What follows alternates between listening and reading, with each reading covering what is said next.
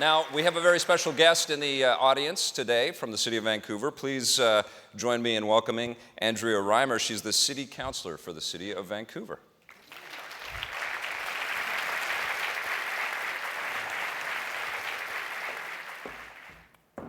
OCMACI, Etchin, Nachim Chuan, Mayor Gregor Robertson, Kuyan Sana, Andrea Reimer,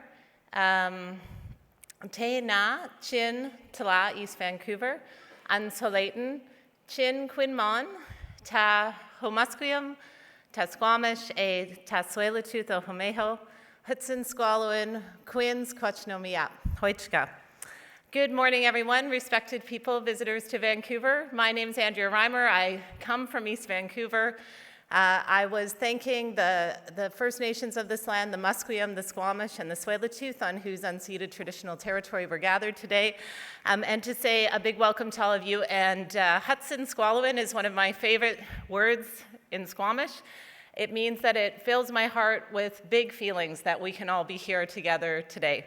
So welcome, everybody. It's a pleasure to welcome you to Vancouver and the 4th annual XDS External Development Summit. As you heard from Victor, this is the only annual games industry external development of its kind in the world, and Vancouver is very honored to be the host of the International Forum for Games Development. As you also heard, I feel like Victor read my speech before he got up here.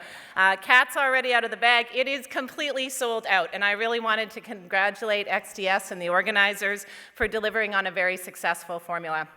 I think when I was thinking about it last night, that formula is very similar to the one that we have in Vancouver. The first ingredient for our formula to make Vancouver successful is narrative. So the language I was speaking is called Hokaminam. It's part of my commitment to reconciliation with Aboriginal peoples, to be able to give the greeting to this land, to reunite the language with the land, essentially, because language and story are so powerful. And you would all know this. They are the most powerful tool that we have at our disposal as humans. As an elected official, I can tell you that all of the graphs and stats and facts in the world generally don't change people's minds about why we need to change a policy, but a story can tell that in such an impactful way that people not only want to change, but become champions in making that change. And you are all professional storytellers of one kind or another, so you definitely understand that. We have an old story here in British Columbia, one that was definitely true when I was young, and that is that we survive as a province by chopping down trees, we dig things up, and we ship them other places. And that's sort of our creation story. But that story hasn't been true for quite a long time. Those industries, forestry, mining, oil and gas, only account for 1% of the jobs in British Columbia and 3% of our GDP. Modern Vancouver and British Columbia are powered by knowledge and innovation, and your sector is a huge part of that. Vancouver is home to some of the world's top development studios, multinational giants like EA, Microsoft, Capcom, Sega.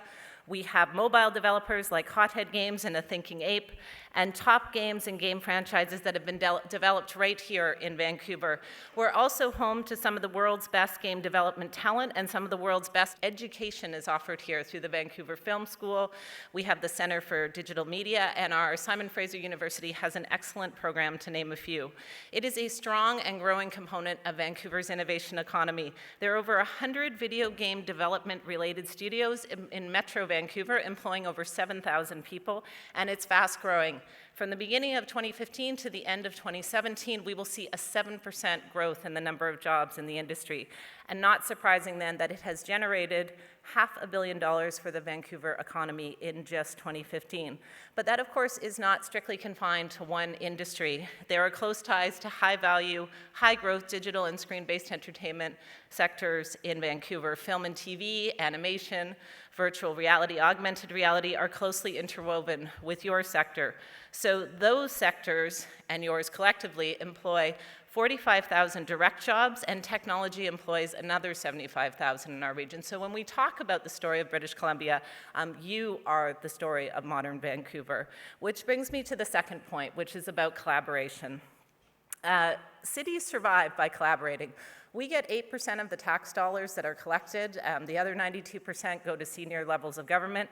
And we can't, this might come as a surprise to those of you who live in Canada, we can't actually force you to do anything. There's a reason cities don't have laws. They have bylaws, which are like laws, but not quite laws. So I can build a bike lane, I can build transit, I can put a green bin for compost in your building. I cannot force you to use it. I need you to want to use it. So cities have to work together with businesses, educational institutions, nonprofit organizations, industry associations, and residents if we want anything to happen. I could give you hundreds of examples of how Vancouver and cities generally make that happen, but I will give you one from an area that I know quite deeply because it's one of the areas that I work on closely, called the Greenest City Initiative. So in 2008, we made a promise as the City of Vancouver to our residents that we would go from being below 500, because they only rank the top 500 cities in the world on environmental performance, and we were not on that list, to being the greenest city in the world by the year 2020. By the end of 2015, we'd achieved impressive results. 23% reduction in waste, 15% reduction in water. We'd already met by 2015 our 2020 goal of seeing more than 50% of our residents travel by walking, bike, or transit. Overall, we had managed to reduce our carbon emissions by 15% and per capita over 20% per person because our economy and our resident population is very fast growing. This doesn't just happen because we wanted to, it happened because we worked with over 300 external organizations and hundreds of thousands of residents who made the choices that we were hoping they would make about making a greener world. Your industry works pretty similarly. Indeed, this event represents the great collaboration across studios, the city, countries, and even continents, as you heard in the games industry. It shows the important external development plays in developing the high caliber products that gamers have come to want and expect. The final ingredient about Vancouver, we do not live to work, we work to live. This is the poster child for the live, work, play city. Recently, I was telling a visitor, a mayor who was visiting from Germany, who wanted to know about our investment in winter sports in Vancouver, and I said, well, in February, I like to play soccer. That's when our soccer championships are here, and I also like to kayak. And he said, I thought Vancouver was all about winter sports. And I said, well, you can go up the mountain and ski if you want to, but I would prefer to be down here in the rain and maybe some sunshine, kayaking and playing my soccer. You can't quite ski yet. It's not going to rain the whole time you're here. You will get some sun, and there's lots of things to do both in and outside. So I do hope while you're here, you take some time to enjoy the food, the sights and sounds that Vancouver and the surrounding area has to offer. And we also wanted to invite you to see some of the excellent Vancouver-based service providers showcasing in the Level Up Pavilion, sponsored by our Vancouver Economic Commission.